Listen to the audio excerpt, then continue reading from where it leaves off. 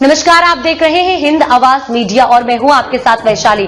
आइए रुक करते हैं आज की खास खबर पर। मानवता और वन्य जीवों का संतुलन। जांबुगांव के मानपाड़ा में तेंदुए की मौजूदगी से फैली दहशत।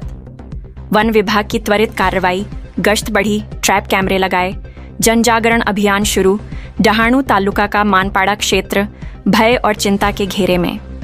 डहाणू तालुका के जांबुगांव ग्राम पंचायत के अंतर्गत आने वाले मानपाड़ा क्षेत्र में पिछले 3 दिनों से तेंदुए की लगातार मौजूदगी से ग्रामीणों में भय का वातावरण बना हुआ है। प्रत्यक्षदर्शियों द्वारा दी गई जानकारी के बाद वन विभाग ने तत्काल कार्रवाई करते हुए इलाके का निरीक्षण किया, जहां तेंदुए के स्पष्ट पंजों के निशान मिले। बोर्डी वन परिक्षेत्र अधिकारी राजेश सारणीकर ने बताया कि क्षेत्र में 3 ट्रैप कैमरे लगाए गए हैं और मानव वन्य जीव संघर्ष रोकने हेतु जनजागरण अभियान शुरू किया गया है।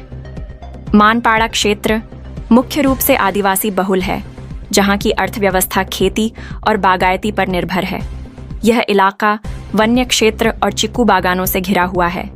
स्थानीय लोगों का कहना है कि तेंदुआ आरोग्य उपकेंद्र से मात्र 100 मीटर की दूरी पर सड़क किनारे घूमता हुआ देखा गया है।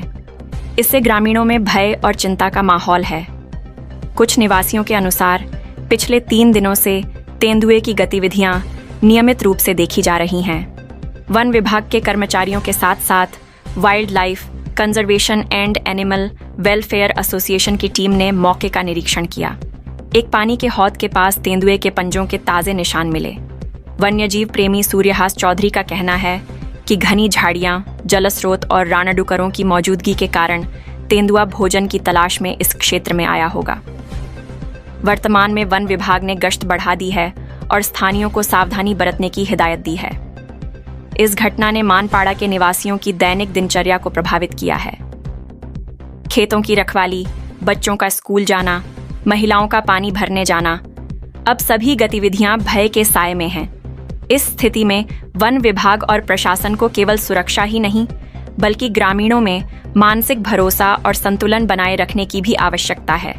यह भी समझना जरूरी है कि तेंदुआ आक्रामक नहीं, बल्कि अपने प्राकृतिक पर्यावरण से विस्थापित जीव है, जो भोजन और आश्रय की तलाश में मानव क्षेत्र के पास आ गया है। यह घटना हमें याद दिलाती है कि प्रकृति का संतुलन टूटने पर परिणाम दोनों पक्षों को झेलने पड़ते हैं।